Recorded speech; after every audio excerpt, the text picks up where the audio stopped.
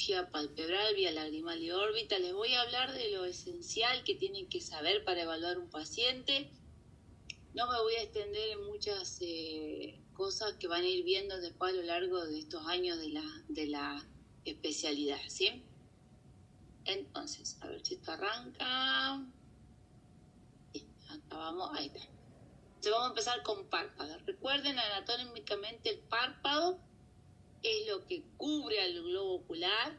Está compuesto por 3 láminas: la lámina externa, que está compuesta por la piel, el músculo orbicular; la lámina media, que es el músculo elevador, el ligamento subcapsular en el párpado inferior y el tarso palpebral; y la lámina interna por el músculo de Müller en el párpado superior, el músculo tarsal inferior en el párpado inferior y la conjuntiva tarsal, ¿sí? La piel, recuerden que es la piel más finita del organismo, y esto hace que el parpadeo sea mucho más fácil y mucho más rápido. El músculo orbicular tiene esta forma de esfínter que está dividido en 3 partes: en la palpebral, que es la pretarsal y la preceptal, y el orbitario. La orbitaria es la que es uno tiene voluntad sobre ella, por eso aprieta los ojos, guiña un ojo. La pretarsal y la preceptal no, estas no, son involuntarias, y van a ver que estas porciones están relacionadas con la bomba lagrimal que después vamos a hablar. El músculo elevador, como una de las principales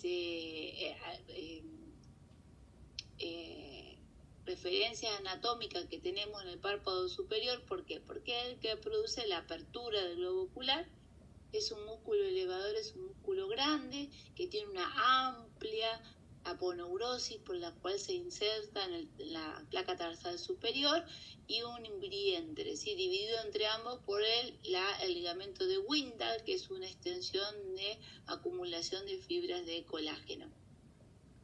Y esto, como la referencia anatómica que tenemos para ubicar la aponeurosis del elevador, es la bolsa grasa. Van a ver en el preparado a la derecha, debajo, que buscando la bolsa grasa, debajo está la aponeurosis del elevador. Eso nos sirve para cuando hacemos las cirugías. Los ligamentos cápsulo-palpebrales son los equivalentes al músculo elevador del párpado, pero bueno, están menos desarrollados en párpado inferior, y es un complejo de varios ligamentos y el músculo de párpado inferior y el tarso palpebral. El tarso palpebral, como referencia anatómica, está en párpado superior e inferior, más desarrollado en párpado superior que inferior, pero es una placa también de acumulación de fibras de colágeno con su mayor altura en la zona central, y que se va diluyendo hacia los cantos, tanto interno como externo, y van a formar lo que son los ligamentos tarsales, que son los que se insertan en la parte ósea, ¿sí? Arriba tiene un desarrollo de 1 centímetro de alto, en la parte inferior de 0,4-0,5 milímetros. El músculo de Müller de inervación simpática y el músculo tarsal inferior de inervación simpática también, lo que hacen es una contracción que hacen que se ayuda a abrir el ojo, ¿sí? Junto con la aponeurosis del elevador en el párpado superior, junto con el músculo frontal en el párpado superior.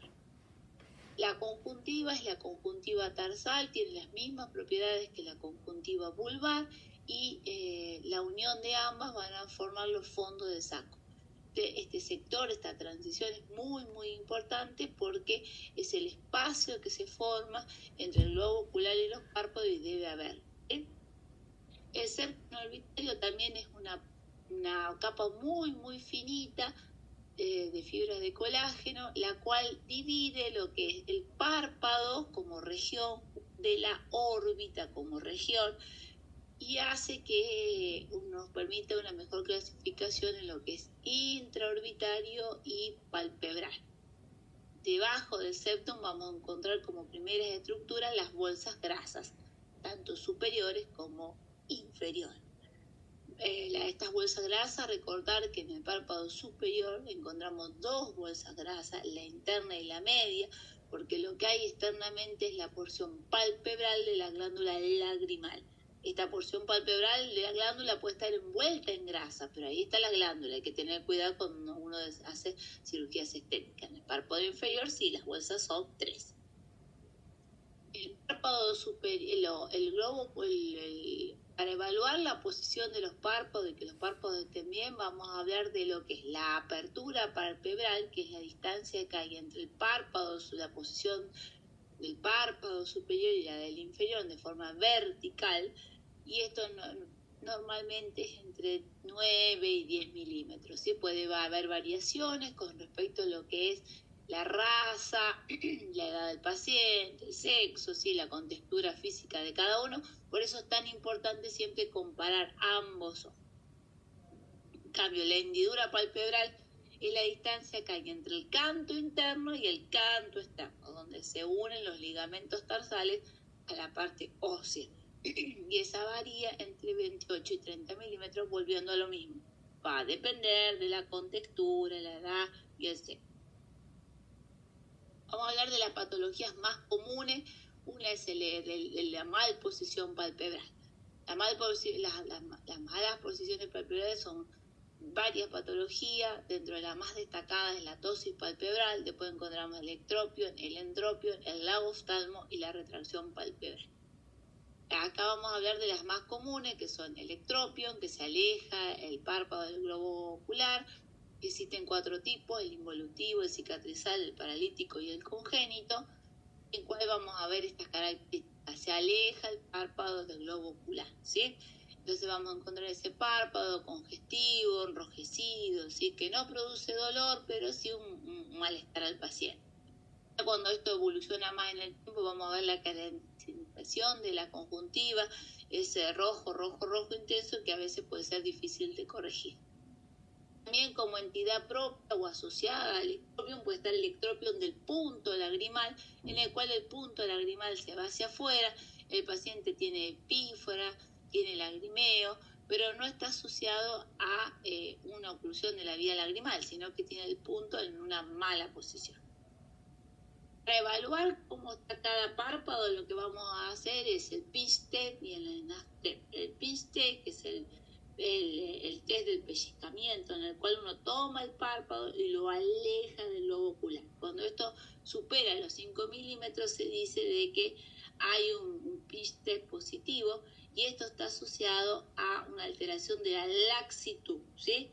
Y entonces uno ve generalmente esos producidos generalmente en lo que es el lagoftalmo. El SNAP lo vamos a ver en lo que es la alteración de las fibras elásticas, y habla más que todo tanto de la elasticidad de la piel y muscular, y en la cual uno toma el párpado inferior, lo tira hacia abajo y lo suelta, que tiene que volver rápidamente. Si no vuelve rápidamente, esto es porque el párpado tiene muy alterada toda la función. Puede haber cicatrizales también por pérdida de la lamela anterior, que eso se corregirá con algún injerto. Paralíticos asociados a la parálisis facial, también se asocia a una cirugía, y generalmente se caracteriza por irritación, enrojecimiento, y los pacientes muchas veces no quieren operarse nada, salvo cuando les dicen operate, si no, no te puedo operar de cataratas. El entropio es al revés, el párpado está hacia adentro, puede ser involutivo, cicatrizal, espástico y marginal. Generalmente el paciente está muy adolorido, muy molesto, las pestañas le peinan el ojo, y esa es su consulta principal, ¿sí? Vamos a ver una forma espástica en el paciente lo vemos normalmente, pero si lo hacemos parpadear rápidamente, el párpado se ingresa hacia adentro, ¿sí? En este caso vamos a ver una pérdida de volumen de la órbita, que está asociado a una prótesis, ¿sí? Hay una prótesis por debajo y se ha perdido volumen, entonces se produce un entropio superior e inferior. Irritación ocular, enrojecimiento, acá sí va a haber úlcera, incluso puede desencadenar una infección de la córnea, una pérdida de la visión por una infección, y el paciente son de consultar mucho antes que en el otro caso. La ptosis palpebral es la malposición del párpado. El párpado está ubicado de forma más baja. La causa más común pueden ser musculares, neurológicas o mecánicas. Estas además pueden ser adquiridas o congénitas, pueden ser agudas o crónicas, ¿sí? Las tosis aponeuróticas producidas por una alteración de la aponeurosis del elevador, la mayoría pueden ser congénitas, puede estar o no la función del músculo elevador reducida, y hay que investigar una posible tosis miogénica simple, ¿sí? Y la tosis, cuando la función del músculo está conservada, hay una tosis de la aponeurótica congénita que es la más común. Cuando la tosis es adquirida, las más comunes sin ninguna lesión son la aponeurótica senil, en la cual hay un estiramiento de esa aponeurosis. Con las lesiones patológicas asociadas, pueden estar asociadas a blefarochalasis, aumento del uso de lentes de contacto rígido, en el embrazo, en la osteomopatía tiroidea o en las parálisis faciales. Cuando las tosis son neurogénicas, podemos clasificarlas según si la pupila está normal, en miosis o en midriasis. Si la pupila está normal, hay que ver si es adquirida o congénita. Si hay parálisis o no del tercer par, y pueden investigarse a enfermedades neurológicas. Si hay parálisis del tercer par y es congénita, hay que ver que no haya una isquemia, que puede ser en adultos y en niños. Y otras pueden ser las incidencias de Marcum o el síndrome de Down. La tosis neurogénica está acompañada de miosis y está asociada al síndrome de Horner, que hay que ver si hay tosis, miosis, anhidrosis y color de iris. Es rara, puede estar asociada a enfermedades neurológicas o asociadas a enfermedades en otra parte del organismo, o pueden ser congénitas. Las midriasis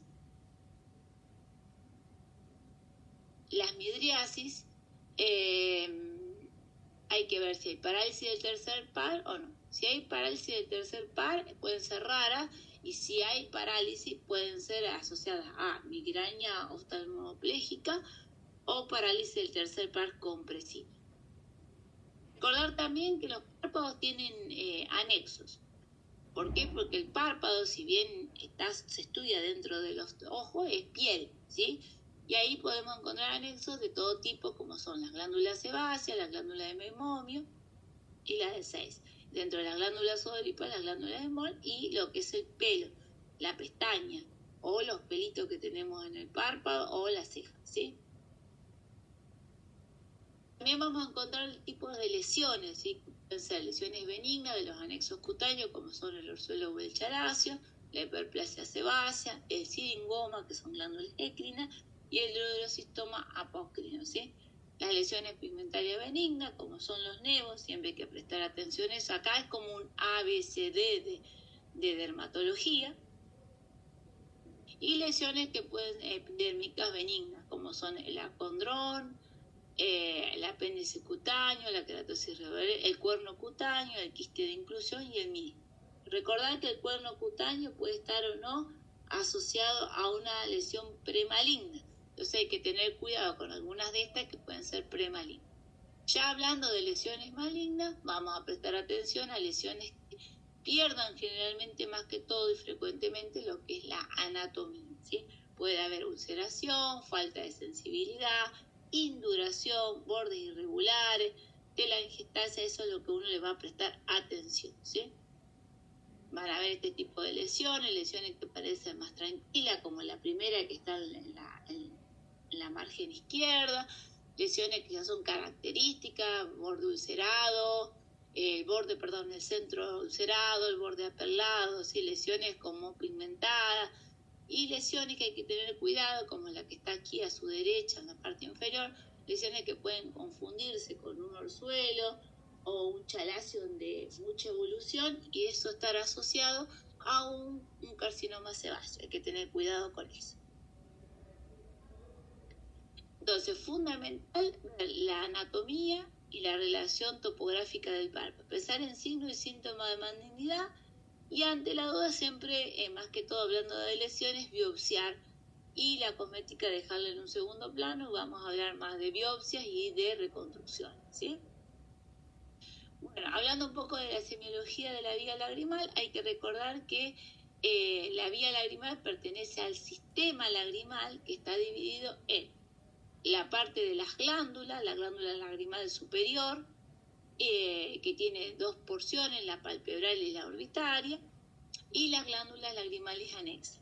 La vía lagrimal se forma a partir de lo que es el lago lagrimal, se continúa con los puntos lagrimales, canalículo, que convergen en uno en la mayoría de los casos, el saco lagrimal, y el saco lagrimal se continúa con el conducto nasolagrimal, que termina en el meato inferior, corneti inferior de la fosa nasal. A mostrarle con el cornato inferior, tenemos que levantarlo para ver ahí la salida del orificio inferior del conducto del nasolagrimal, para ver la salida en este sitio, ¿sí? Recordar que todo este sistema está acompañado de una bomba lagrimal, que es la que bombea la lágrima, que está asociado a ¿qué? A que el músculo orbicular de los párpados funcione bien. La bomba se produce a nivel de lo que es la zona del músculo pretarsal. Entonces, la contracción del mismo ayuda que la contracción buena del mismo hace que ayude a que la lágrima se desplace hacia lo que es el canto interno, ingrese en el punto lagrimal, y cuando se produce la relajación pase a la bolsa del saco lagrimal y luego se desplace al meato. Si no funciona esta bomba, lamentablemente la vía lagrimal va a tener un problema, por más que la vía lagrimal esté despejada, como por ejemplo en las parálisis faciales, que son los más comunes, pero también puede ser en los traumatismos y demás cuestiones, ¿sí? La bomba lagrimal es fundamental para que la vía lagrimal funcione. Entonces, el camino de la lágrima va a ser, llega a los puntos, va por los canalículos y el saco lagrimal, y después lo que es el meato inferior. Las obstrucciones pueden estar a nivel del punto lagrimal y canalículo, que son obstrucciones superiores. Generalmente el paciente tiene mucho lagrimeo porque la lágrima no alcanza a entrar a la vía lagrimal. Por ejemplo, le doy en los traumas canaliculares, en los fallos de bomba, en el ectropion del punto lagrimal que hablamos, ¿sí? Ya las obstrucciones del segundo grado puede haber moco pus, que ya es a nivel del saco, que ya es una oclusión inferior, y las obstrucciones a nivel de conducto lacrimonasal, que ya también puede tener lagrimeo con pus o no, dependiendo el tiempo que esté, y eso ya asocia a lesiones del conducto directamente u oclusiones de la parte nasal. Esto es lo mismo. Siempre recuerden que se trata de decir epíforo cuando hay realmente una oclusión de la vía lagrimal, pero tampoco es tanto así. Y intentamos decir ojo acuoso cuando el lagrimeo es producto de otra cosa. Siempre hay que preguntar si es uni o bilateral, cuánto hace que se produce, si a veces está y a veces no está, y si se empeora por factores externos como son el viento, el sol, irritante. Hay antecedentes de infecciones o inflamaciones, que tuvo una conjuntivitis, algo de eso. Si tuvo un trauma, por más pequeñito que haya sido. Antecedentes oftalmológicos, si tuvo cirugía o algo en los párpados. Y antecedentes farmacológicos, se utiliza gotas actualmente, como por ejemplo las de glaucoma, que son gotas que inflaman bastante en muchos casos y tapan la vía lagrimal. Siempre hay que hacer una exploración física, cómo está todo. Que queda primero que no haya ninguna otra causa que no sea de origen ocular, que haya causas que sean de la córnea, de otro lado, ocular, de la vía propiamente hecha, que sea de otra causa. Descartemos entropion, parálisis faciales, cirugía, todo lo que ya hablamos anteriormente. Y hacer las pruebas operatorias. Acá también repetimos lo que es el pinch test y el snap test por el tema de la bomba lagrimal. Siempre hay que ver el menisco lagrimal, cómo está el reborde palpebral, cómo está la córnea, la conjuntiva, el cierre de párpados, ¿sí? La suficiente cantidad de pestañas, ¿sí? Vamos a descartar cómo está en la posición de los puntos. Recuerden que los puntos son pequeñitos, están ubicados tanto en la parte superior como inferior y no tienen que tener vasos ni nada que los altere y ver su posición. Siempre hay que hacer las pruebas de diagnóstico, que son las de Schimmer, que nos va a hablar de cómo está la duración de la lágrima, el Bracamtán, la calidad, y la rosa de Bengala o verde de acima, que nos van a hablar del componente celular de esa lágrima. Entonces vamos a hacer la prueba de diagnóstico. Una es la de desaparición del colorante de fluoresceína, que es la más común y la más fácil de hacer. Ponemos una gotita de fluoresceína en ambos ojos y vemos si desaparece o no. Si desaparece es positiva porque desaparece, y es negativa cuando permanece. Está muy cómoda de hacer también en los niños. Hacer los signos vitales del sistema lagrimal, que es la palpación de la canalícula y la irrigación. Lo hacemos con el uso de Bowman. Dilatamos el punto lagrimal, pasamos la válvula de Bowman para chequear si ese punto lagrimal y ese canalículo están libres, y hacemos contacto óseo, y vamos a decir que si hay contacto óseo o no se puede tomar contacto óseo, queda en un stop blando. Y ahí vamos a pasar la cánula con un poquito de agua, que puede ser acompañada, ¿no?, con algo líquido, que puede ser solución fisiológica. Algunos usan fluoresceína. A mí me gusta usar solución fisiológica con unas gotitas de antibiótico. Y esto vemos si la lágrima, ¿qué hace la lágrima? La lágrima pasa, el paciente traga, no traga, vuelve por superior. Uno tiene que anotar todas esas características para ver cómo está todo, ¿sí? Se puede y hoy en día se indica, y si tratamos de hacerlo nosotros mismos con distintas cosas, evaluación nasal, si está el tabique desviado, si no está el tabique desviado, si está aumentado el tamaño del cornete. Todo puede hacer pensar también que esto está alterado y que no era un problema de la vía, sino un problema nasal. Siempre hacer dactocistografía en lo posible. Hoy en día es muy difícil, pero tratamos de hacerlo.